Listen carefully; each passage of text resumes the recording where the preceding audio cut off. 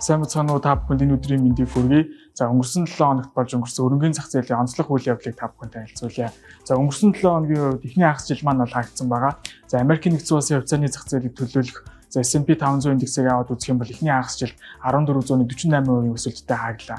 За тухайн индексийн маань сүүлийн 20 жилийн дундаж жилийн өгөөж нь өөр 10% орчим байсан. Тэгэхээр жилийнхаа дундаж өгөөжийг эхний хагас жилдээ ингэж эвдсэн байна гэдэг маань зах зээл маань бол өндөр өсөлтийг үзүүлсэн байна гэдгийг бол харж болохоор байгаа. За тэгэхээр зах зээл өндөр өсөлт үзүүлэхэд эхний хагас жил юу нөлөөлвэгийг хараад үзэх юм бол хэмэл оюун ухааны салбарын бол том тесрэлт болоо. За түүнийг даасан технологийн компаниудын хувьцааны ханшийн өндөр өсөлт бол гол нөлөөг бол үзүүлсэн ийм байдалтай бол байлаа. За эхний хагас жил мөн бас алтны ханш бас улс төрийн болон геополитик хэрэгслүүдийг дагаж бол бүх цаг үеийн дээд түвшнийг шинжилсэнийг бол бас онцлох. За ийм үйл явдлууд бол болсон. За өнгөрсөн 7 хоногийн үед Америкийн нэгдсэн улсын 5 дугаар сарын хувийн хэрэглээний зардлыг илэрхийлэх PCE индекс бол мэдээлэгдсэн. За PCE индекс маань сарын өмнөх мууяас 0.1% өсөлттэй гарсан. Хөдөө шинжирчдийн хүлээлтээс доогуур үзүүлэлт болж зах зээл дээрх одоо энэ худалдаа авалт эрэлт буурж байгаа юм байна. За эрэлт буурж байгаатай холбоотой аливаа бүтээгдэхүүнчлэгийн үн буурж инфляцийн түвшин буурах боломжтой байна гэдэг иймэрхүү тохиог бол зах зээлд өгсөн. За улмаар бол бас зах зээл дээрх холбооны нөөцийн сангийн бодлогын хуралдах магадлал нь нэмэгдсэн байна. За тэгэхээр уг графикт юу харагдж байгаа вэ гэхээр Nvidia болон S&P 500 индекс ба за тэгээд S&P 500 индекс багтах технологийн компаниудын хувьцааны ханшийг бол графикт бол дүрсэлж харуулсан байгаа. За тэгэхээр үүнээс 2023 оны яг хаалтыг одоо бүгдийн 100-аас эхлүүлээд одоо өөрчлөлтийг бол уг графикаар бол харуулж байгаа.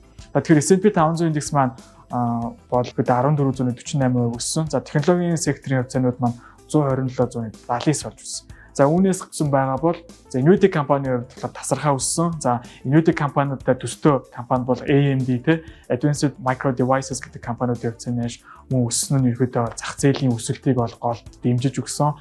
За нийт бол зах зээлийн өсөлтийн бол 30% эзэлсэн байна гэдгийг бол уг графикаар бол харж болох нэ.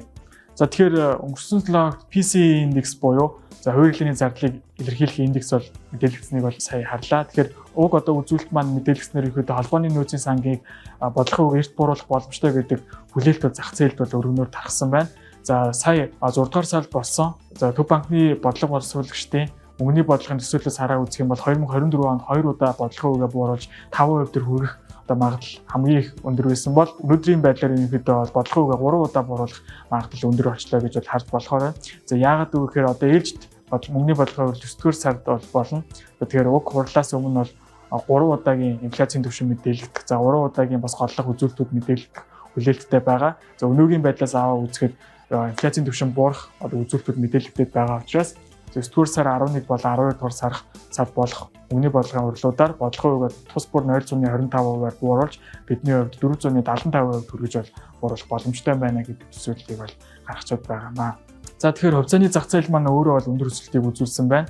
За тэгэхээр үүн дээр ерөнхийдөө бол томоохон сангууд болон мэргэжлийн хөрөнгө оруулагчдын төсөөлөл ямар байгаа гэдгийг бол бидний зүгээс судлаад үзэх юм бол хэд хэдэн зүйлийг бол онцлсан байдалтай байна. Нэгт бол инфляцийн түвшин аль хэдийн бууралтын трендээ шилжсэн. Хоёрт нь хөдөлмөрийн зах зээлийн доктортой байдал. За үүнийг дагаж эдийн засгийн өсөлт доктортой байгаа нь томоохон компаниудын ашигтай ажиллагаанд бол эргээр нөлөөлөх боломжтой. Тэгээ зах зээл том зургаараа бол ашигтай ажиллана. За үүний зэрэгцээ болохоор Америкийн төв банкнаас мөнгөний одоо тэтгэлэг бодлогын цикл рүү шилжихэд өгсөн байгаа учраас зах зээл бас өндөр уналтыг үзүүлэхгүй энэ доктортой бол өсөлтөд хадгалаад явах ийм бол боломжтой гэдэг өргөн байр суурьтай байна.